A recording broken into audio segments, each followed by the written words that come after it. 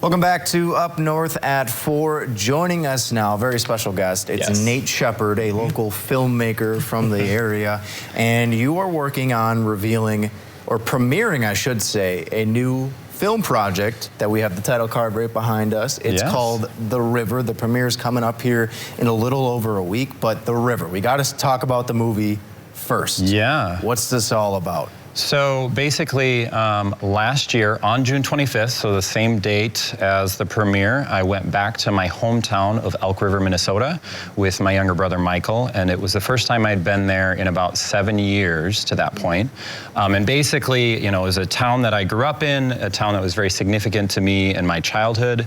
And then when I moved away, I lost all connection to it. And so it's something that, you know, with a lot of our childhood memories and our, you know, the towns we grew up in, even if we don't go back, it takes up space in our minds. And, you know, so for me, it was kind of almost like a, not to sound a little morbid, but it was kind of like a funeral for my hometown, saying, I don't have connection to this anymore, but I have positive and negative memories. I want to go back and kind of just explore that with my brother and lay some of those to rest, and then kind of as a way of stepping into this new life that I've now built for myself here in Rhinelander, Wisconsin.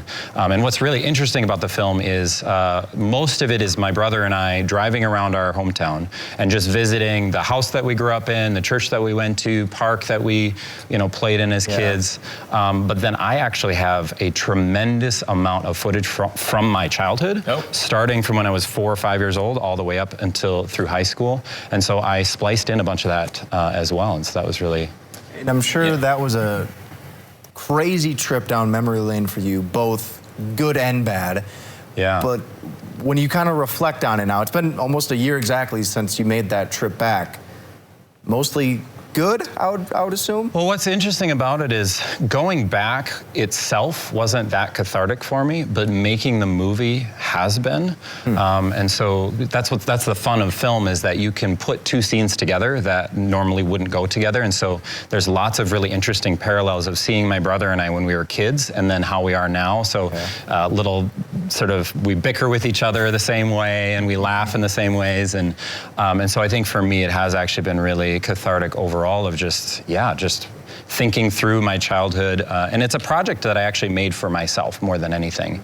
It was a film that I needed to make and decided to put it out there for other people to experience. And a few people have watched it already and have commented that it's also allowed them to explore their own childhoods and make peace with some things as well. And so that's been a really cool aspect of the film. I was gonna say, you made it for yourself, but to a lot of people, this is relatable. This is relatable stuff, going back how many years it is for that person. Especially for anybody in the 90s. If you grew up in the 90s, it will be a nostalgia trip. That home was home based, that neighborhood was home based, that was your life, right? Yeah. What emotions kind of came up to the surface when you were at your own house, Well, that's interesting. I actually make I don't remember if I left it in the film or not, but I made a comment when I showed up where I'm like, I actually don't feel a whole lot. And some of that I think is proof that I've been able to build my life going forward. But again, I think a lot of it is just the exploration of things that we experience. And again, you know, childhood is complicated. There's good and bad. There's some really positive memories, but both my brother and I have dealt with various mental health issues and anxiety and depression. And so some of what we talk about in the film is trying to come to terms with the aspects of childhood that weren't great, and then learning how to grow beyond that as an adult. And so, yeah. And I think that's kind of like a little tiny microcosm of what you said before, where going back to your hometown in the moment wasn't maybe cathartic, but then actually putting the movie together, that's when it sunk in, just like life itself, right? Whereas a kid, you maybe aren't realizing all the ups and the downs until you're much older. So in a way, it's kind of like a little putting a bow on it. It is. I guess. It is. It's a way to have that closure for sure. And the movie is premiering next week, the 25th. Yeah, June 25th at the 3 Lakes Center for the Arts, 2 p.m. It is a free show. Concessions are available for purchase. So yeah, come on out. I will be there. We'll host a short little discussion afterwards for anybody interested in dialoguing about the film. It's about a 45-minute film, so you know, do whatever you do on Sunday mornings, come on out for the afternoon showing, and then you have your whole evening available as well. So it's smacked right in the center there. Perfect. You knew how to split that up. I know, I know how it is. You're the man, though, with a lot of things going on here, a lot of projects. We're going to talk about that, though. We're going to take a quick break, so stick with us. We'll be right back on Up North at 4. Welcome back to Up North at 4, joined by Nate Sheppard, local filmmaker who's getting set to premiere his newest film, The River, which you also just mentioned too. You did all the soundtrack.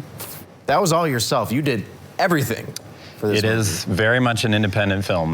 Pretty much, other than my brother helping with some aspects of it, because he's in the film. Yeah. It's all, put together by myself, so. And that kind of ties in nicely because you're not only a filmmaker, you make music, you also are starting a new project called the Northwoods Filmmaking Society. It's a group that you're still kind of getting your feet wet a little bit, but tell me a little bit about the group and kind of what you guys are all about. Yeah, well, I started doing kind of filmmaking stuff about 5 years ago full-time here in the Northwoods, and at the time I didn't know anybody else who was doing anything like this, and so I want to make bigger films. It's fun to make a film by yourself, but it's also really stressful and it limits what you can do. Right. And so just this past week, actually, we had our first gathering for the Northwoods Filmmaking Society, and it was just an opportunity for anybody with any level of experience with film to get together, to collaborate. We had a really fun time just workshopping a few film ideas. We just threw some ideas out there and then pretended like we were gonna put them together, and it was just a really fun opportunity to connect with people who have a lot of different skills. So we had people who are interested in acting, but also, you know, props and set design and makeup and production management, because that's an important part of it, I guess. You know, so there's just, it's a really exciting time, and yeah, there's already a lot of really great relationships and conversations that have happened, but we've just had the one event, so we're planning on doing a lot more. If you're interested in learning more about it, there is a Facebook group that's the Northwoods Northwoods Filmmaking Society, and there's also an email list that I don't remember the link off the top of my head, but I'll post it in somewhere. Absolutely. You know. Yeah, and Nate, Nate and I, we showcase talented people on this show every single day. And there seems to be an endless supply of them. Were you surprised when you had these workshops, the amount of people that turned out for them? I was very surprised. Now, some of it is that I connected with somebody in Wausau, and that kind of opened up a little bit. I don't know if Wausau is considered Northwoods or not, but it's close enough to, let's draw a few people up. Right, yeah. But there was probably a good 20 or so people that came out, and yeah, it's always amazing to me, the hidden talents and the just wonderful people that live up here that you never know about. And so this is an opportunity to know about them. This is an opportunity to connect with other like-minded people who want to make movies in the Northwoods. I love it, and I just love that you are kind of chasing that dream, that passion of yours, and also opening that up to other people and being vulnerable with your own film about your childhood. It's so cool what you're doing. But I also wanted to talk because I'm a little peeved at you. I gotta come clean here. So you do a streaming show that you called The Nate Show. The Nate Show. Which I'm a little mad. I should be more mad at myself that I didn't come up with the name The Nate Show. Original.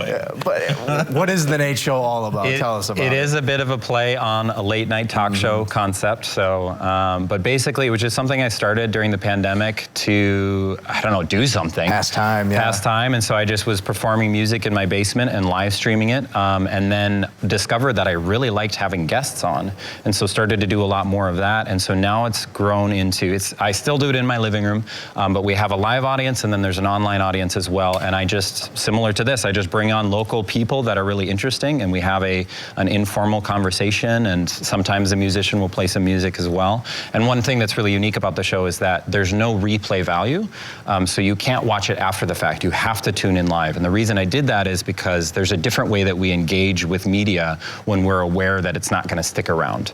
We used to always do this as humans. We would have shows and just enjoy and be in the moment, and so it's a way of kind of fostering and facilitating that, even with the internet, to say let's be fully present and let's engage as humans with each other. So love that.